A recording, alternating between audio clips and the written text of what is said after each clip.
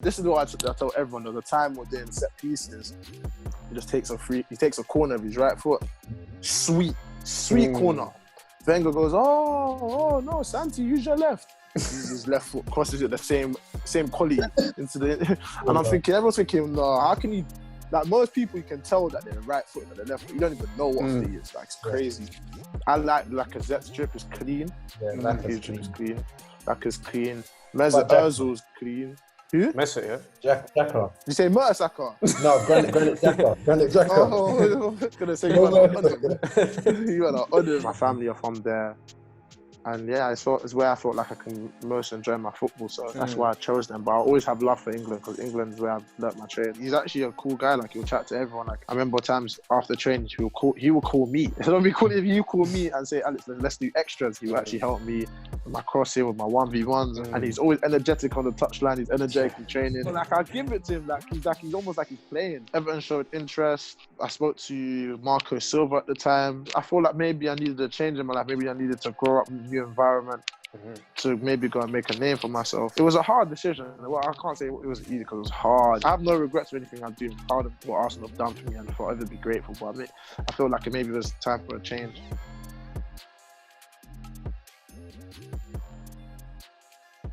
Thanks everyone for tuning into the Coach Gerald Lami podcast.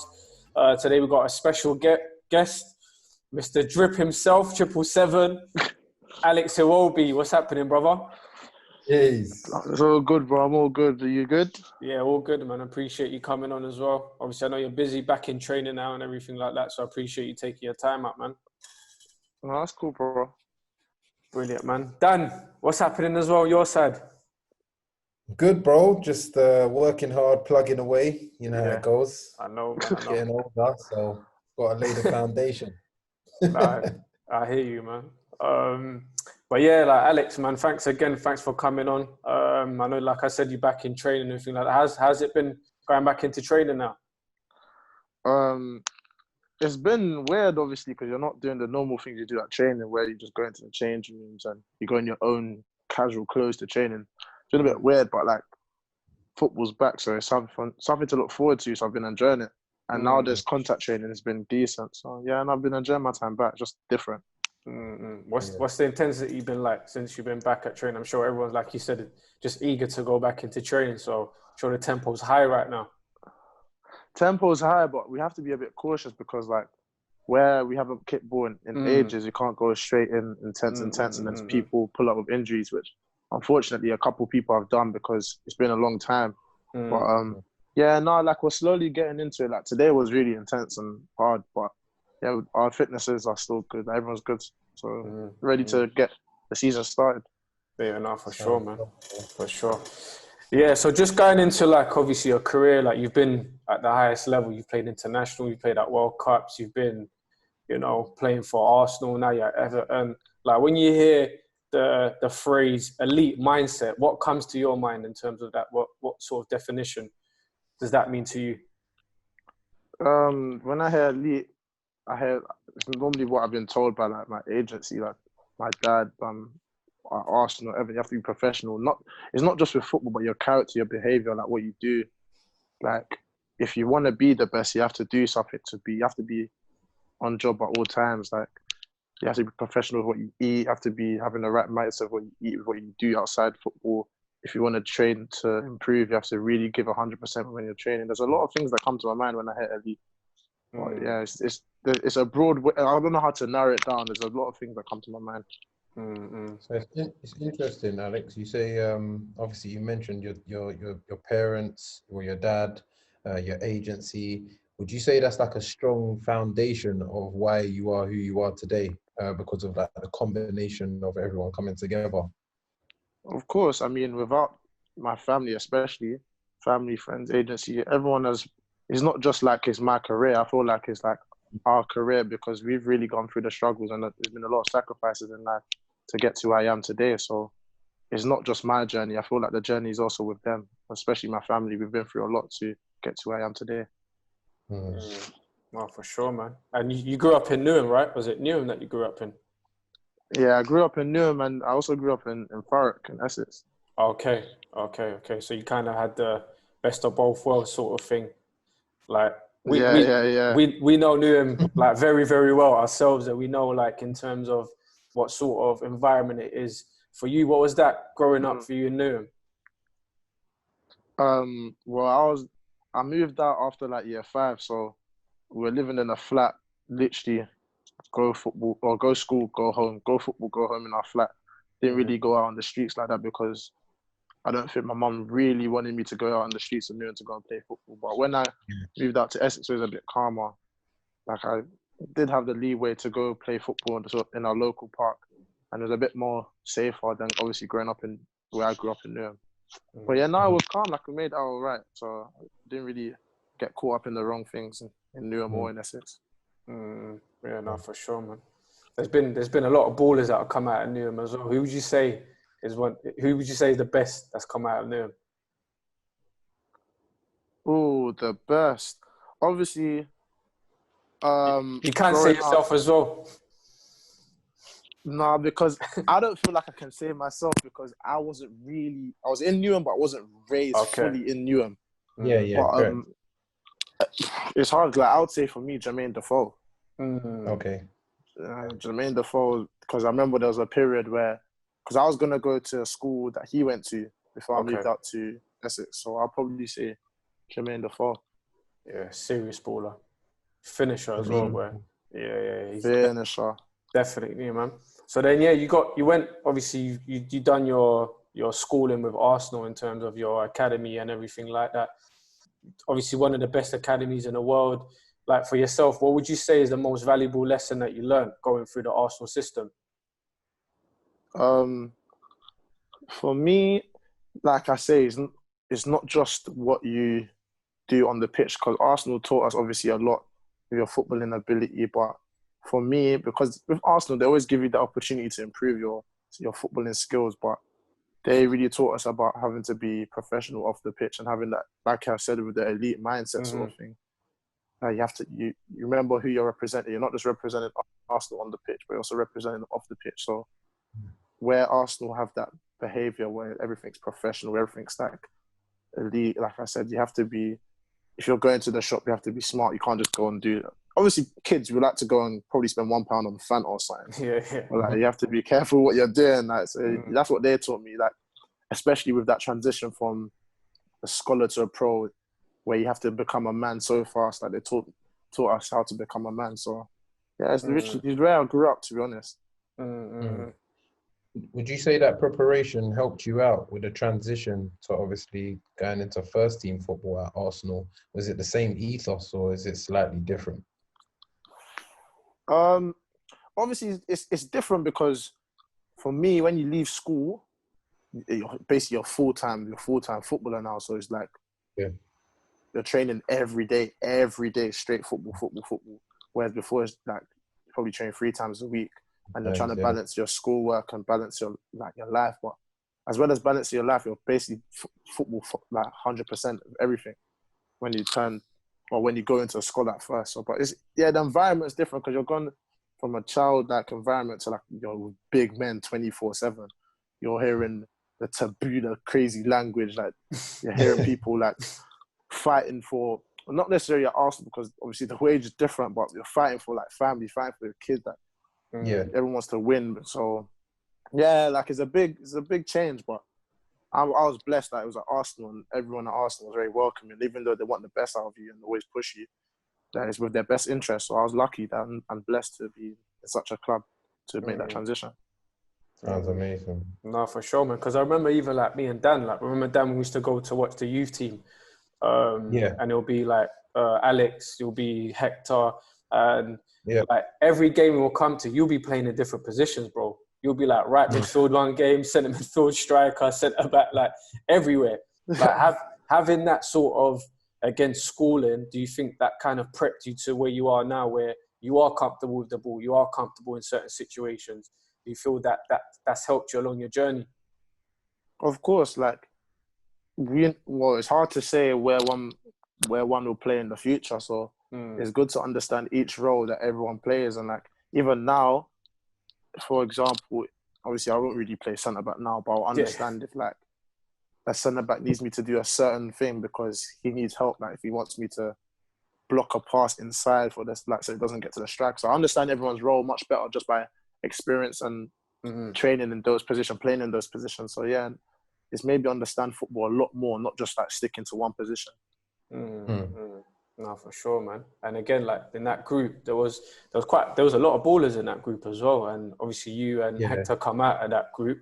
Like, again, I remember us watching that youth team and like your name wasn't like the go-to sort of thing, but then you surpassed a lot of those players. You got to a level, you took over a lot of those players. And to be fair, you and Hector are the last players that kind of come out of that system that established, should I say. Again, what sort of like motivation or sort of things did you have to go through to kind of keep going? Because again, there was a lot of players like Joe Willock. Was it Chris Willock? Chris Willock was in that group as well, I think. Bro, I can name a lot of players off the list. A lot of ballers. Tomorrow. There's a lot of ballers. And they, Yeah, like obviously everyone has their own paths. There's a lot of like, even for example, you could say Serge Gnabry. He's exploding, though he obviously, people would say took a fall, went to West Brom, wasn't playing as much, but look at where he is now. Like, everyone's paths are different. So with me, obviously I wasn't the favourite, but I haven't been like everyone's journey. You're not always going to be the favourite, and I've had that. I was lucky to experience that when I was younger. So I've always had that mindset. If they don't believe I'm good enough, I have to prove to myself first before I prove to anyone else that I am good enough. And that's why that used to give me the motivation to drive on and try and achieve. Like, I'll think like, what are they doing that I cannot do? So I'll try and work hard, do extras with my friends, do extras with my dad. And it paid off. Like, I was able to get a turn on a couple of opinions, and I was able to get opportunities to play in the first team, even though I was in a group where people would say I wasn't the favourite. There were a lot more people that would say they were better than me, but I was able to turn things around. No, for sure you did. You fully did, man.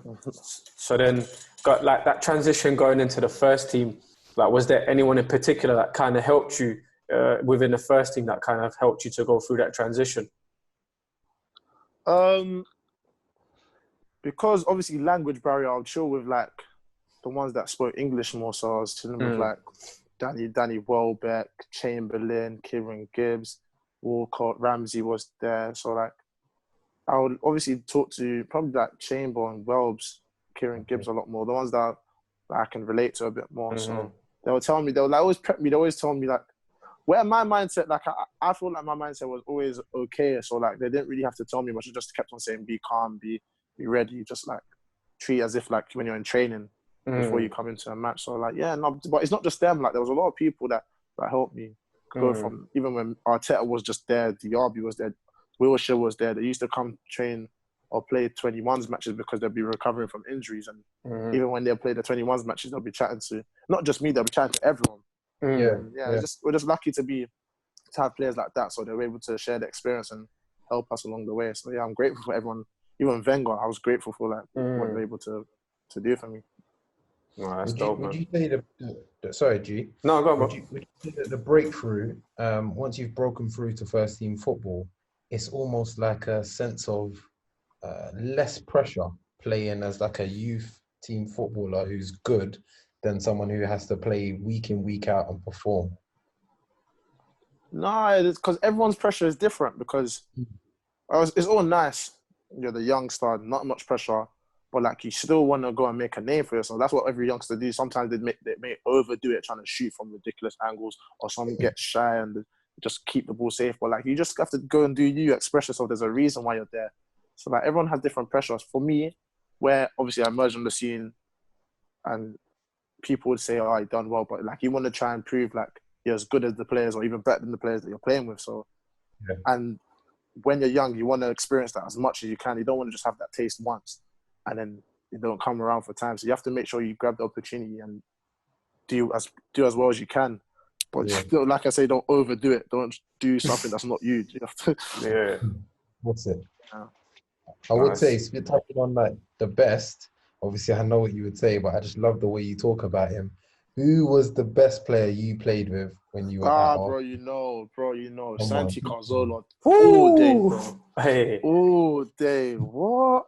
And the thing is, you know how much I love that guy because if you see him on road, bro, even like when with the jeans and the shoes. yeah, the jeans, the shoes, and just hops out the Ferrari, best small. Just think, like, if you don't know him, just think, who's this guy? Yeah. The Ferrari, his jeans just don't sit right. His creps, but bro, as soon as he touches the pitch, yeah. Oh, I remember this is what I tell everyone. There's a time we're doing set pieces. He just takes a corner of his right foot. Sweet corner. Wenger goes, oh no, Santi, use your left. Uses his left foot, crosses it the same quality into the. And I'm thinking, everyone's thinking, no, how can you? Like most people, you can tell that they're right foot, that they're left foot. You don't even know what foot he is. Like it's crazy. Yeah, that's mad, man. That's mad. But yeah, you've played with a lot of good players anyway. Obviously, at Everton right now, there's a lot of good players as well. But before we move on to that, you're talking about the drip, like Santi's drip. Who would you say's got the best drip right now in Everton, or whoever that you've come across? In Everton, or like in like who I've seen in general, like for even at Arsenal. Both. Yeah, both. Yeah, at Arsenal and Everton. Yeah. Everyone's drip is different. Like everyone's drip is different. Like some people like Aubameyang's drip, but he's a bit too flashy for me. Okay. I like Lacazette's drip is clean. Yeah, His drip is clean. Lacazette's clean. Mesut Ozil's clean. Who? Mesut, yeah. Xhaka. You say Mertesacker? No, Granit Xhaka. Granit Xhaka. Oh, I was gonna say you went on him. Granit's clean as well. But then there's some things that I wouldn't exactly wear of his, like.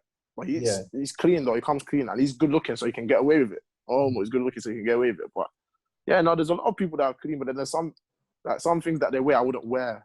But no, I haven't thought someone dresses bad, but I haven't thought someone stands out. Everyone's got their own sort of dress.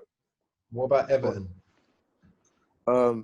Obviously, when it comes to outfits, just one person everyone will go to say Tom Davies because it's crazy. Like what he wears is just crazy. Like, if you go on like it works for him. That's him. I'll never criticize anyone's drip because I would never wear what he wears, but it works for him. I feel like it's how you dress is how you express yourself as a person. So the way he dresses is nice, but it's what I wouldn't wear. I like what Moise Kean wears, but I wouldn't wear some of the things he wears. Dominic Calvert-Lewin dresses his own way. Wear some of what he wears, but I wouldn't wear because sometimes a bit loud. Everyone dresses. The foreigners foreigners are dressed nice. To be fair, a couple of them dress nice. But in regards to like who has the best, I don't know because everyone's different. What I like is what someone else wouldn't like. So I don't know. No, for sure, man. What's the funniest story, whether it be in the dressing room or in the training ground? What's the best story that you've ever been around? The best story? Or the funniest story, or I don't know. It won't come to my head straight away because I'll probably miss a funny story. But I don't know. Let me think of a funny story right now. I don't know. It's a hard one to just think of a funny story. Cause I know there's a lot of banter going on. Yeah, there's a lot of banter. Like, for example, at Everton, I think North banter is different to like down south. Very different. But like up north, like there was a time that we just come back from training, like everyone's in the changing room, everyone's just excited. Everyone starts banging the lockers. Thinking, and then who was leading it? Tom started singing Lion King. Everyone started singing Lion King. Random. In the jungle. Thinking, huh? But me, I thought it was like it's a vibe. Everyone started banging lockers. So, there's just dumb things get done. I think more at Everton than at Arsenal. Arsenal's a bit more serious.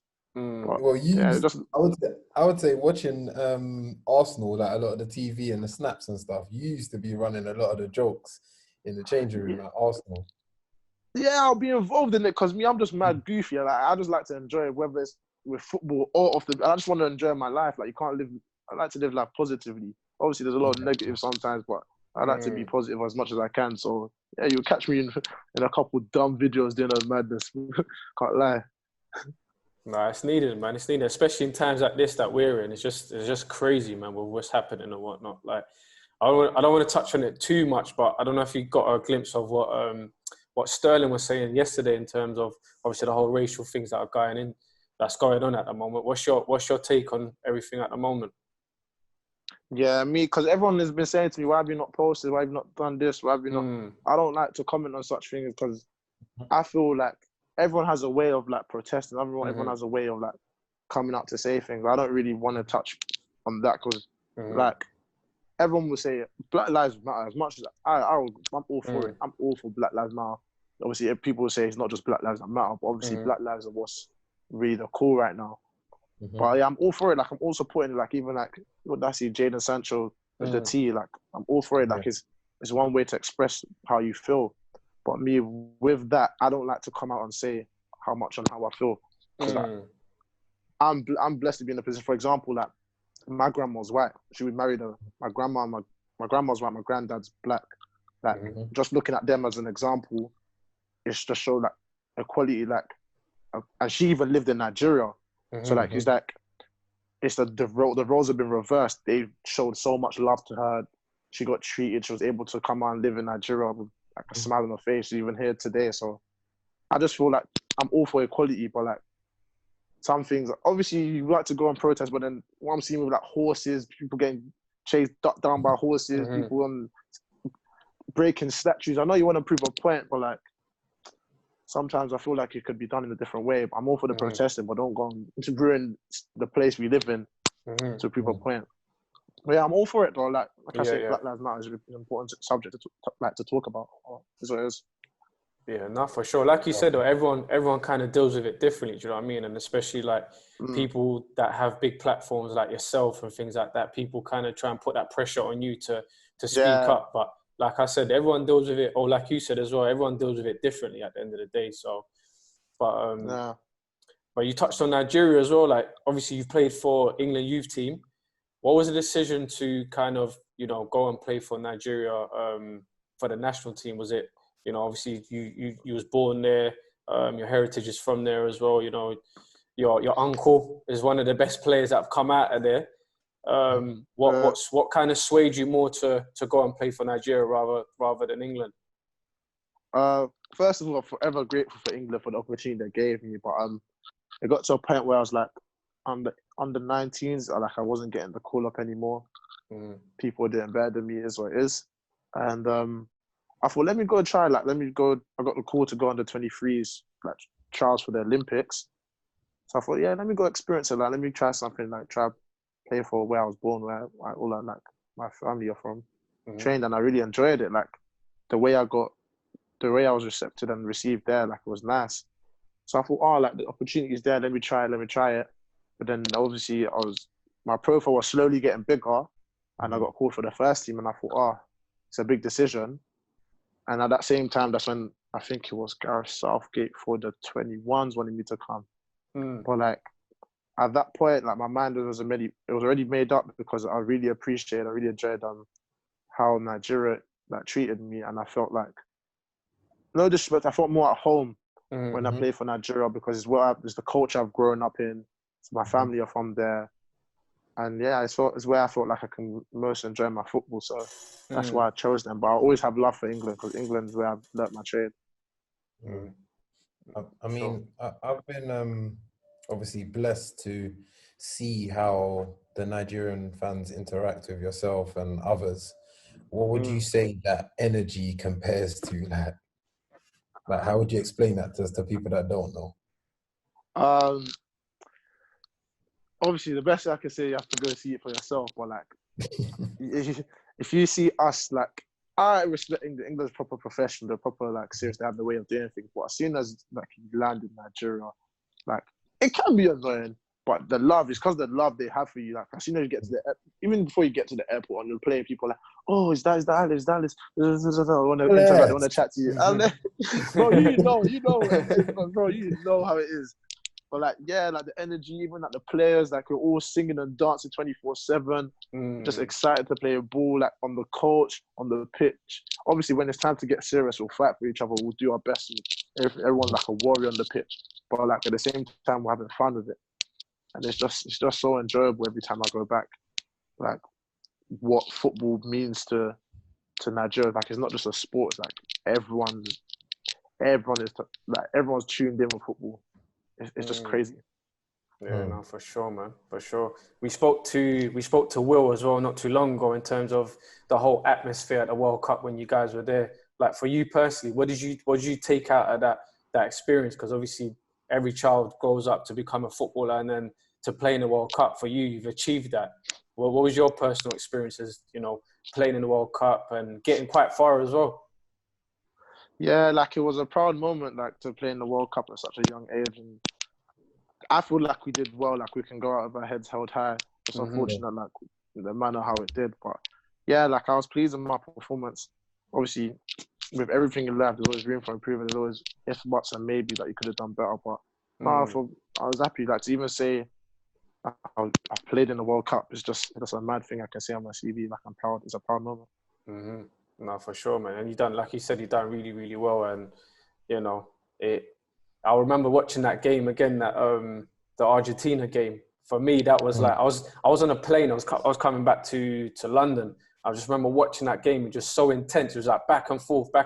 Like for you, what was like playing in a game like that and playing against one of the best players in the world, like Messi? Do you know what's crazy? Because that game I was on the bench. And I was just thinking, like, bro, like, there's so much, like, going on. Like, we're trying to make sure, like, we keep the likes of Messi down. Like, this is just a tough game. And then I was going to come on, but, like, they kept on that point, if, buts, and maybe, because, like, they didn't know the situation, didn't know whether to defend.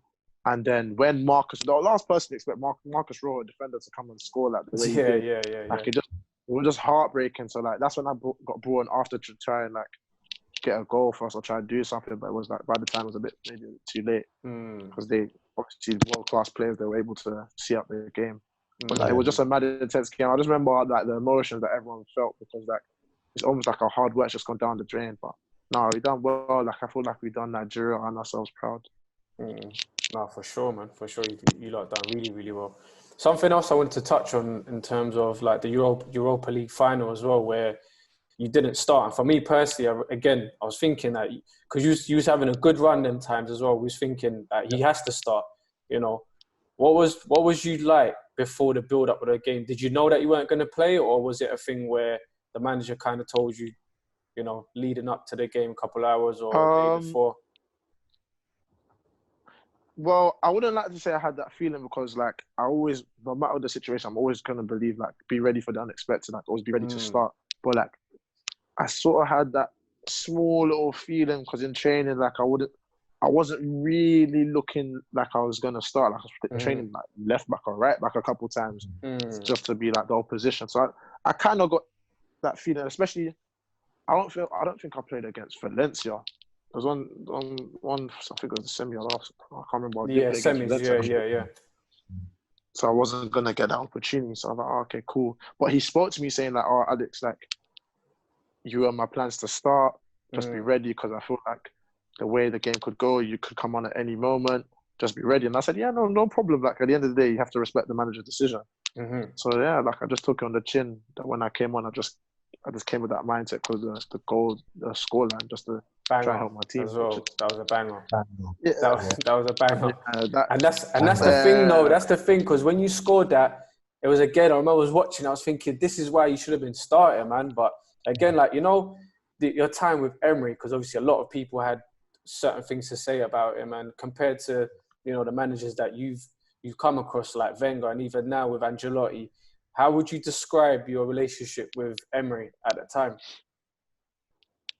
It was good. Like it was actually really, really good. Like, even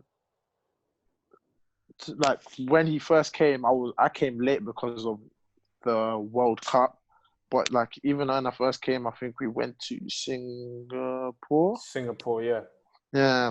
So like he was straight away like he's actually a cool guy. Like he'll chat to everyone. Like I remember times after training, he would call me. Instead of me calling him, you call me and say, Alex, let's do extras to improve as a player. And like I was like, oh yeah, like I'm up for improving myself. So like he would actually help me with my crossing, with my 1v1s, and like he was always really eager to help. Like he was so positive, like, and he's always energetic on the touchline. He's energetic in training, and I give it to him like, yeah, like bro, like I give it to him like he's almost like he's playing. So he's there to help. So I really enjoyed my time with him.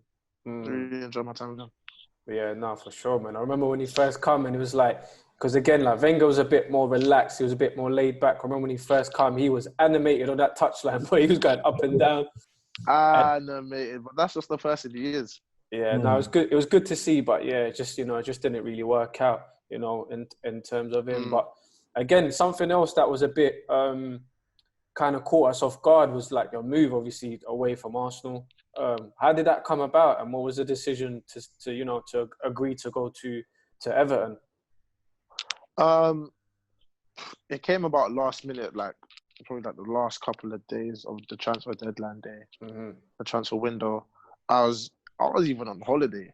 Like I was actually on holiday, but yeah, it was like obviously Arsenal making their deals before the African Cup of Nations. Like Emery told me that he wanted me to stay, like I wanted you to stay, like I have you in my plans. All for it, did well as I could in the African Cup of Nations, and then the football is obviously they got a few signings. Arsenal got a few signings, and yeah, so it was just weird. Like Everton showed interest. I spoke to Marco Silva at the time. And I feel like maybe I needed a change in my life. Maybe I needed to grow up in a new environment to maybe go and make a name for myself. And yeah, like it was a hard decision. Well, I can't say it was easy because it was hard. It was like I was chatting to my dad, I was chatting to my agents, thinking what's the best move, but like I feel like I have no regrets for anything I do. I'm proud of what Arsenal have done for me, and I'll forever be grateful. But I feel like maybe it was time for a change. But no, like I'm forever grateful to Arsenal and the opportunity they're giving me. No, for sure, man. For sure. No, it was a brave decision as well for you to take that step as well, because again, a lot of that connotation that Arsenal kind of gets with players, that the players are kind of wrapped up in the whole Arsenal bubble and things like that. So again, you stepping out your comfort zone, like salutes to you, bro. 100%. Before we wrap it up though, because time's running out a little bit, I just want to do a quick fire question with you. Quick fire round, yeah? Yeah. Cool. Yeah. 3 words to describe yourself. To describe myself, well, this is like a double barrel word. I put family orientated. That's one barrel. Yeah, word. Cool. Energetic. Because my friends, I'll say goofy. Goofy, yeah. I would have said loyal for the last one still. You would have said what? I would have said loyal. Yeah, I'm loyal still. Bro, you know I'm loyal. That can be added, but that's 4 words then. Yeah. Messi or Ronaldo? Before I say my decision, I rate both of them, but I prefer Messi. Okay, cool. Jollof rice or rice and peas? Jollof rice. I'm not Caribbean, sorry, bad. I knew anyway. I just thought I'd throw that in there. If you could invite 3 people over for dinner, any generation, who would you pick? Mum, dad, and sister. Always. Dope. If you wasn't playing football, what would you be doing? Oh, I'm 24 now. Graduated from uni, hopefully. Yeah. But I don't know. I'll probably be looking for a job. But obviously, my friends will try to say I'll probably try to be an artist. But okay. I don't know. I don't know what I'll be doing. I'll graduate from uni trying to do something. Sick. If you had to pick someone to play you in a film, who would you pick? To play me in a film? Yeah. Michael B. Jordan. Oh, yeah? He's okay. My guy. All right. Go-to song before a match? Oh, do you know that changes because there's new tunes.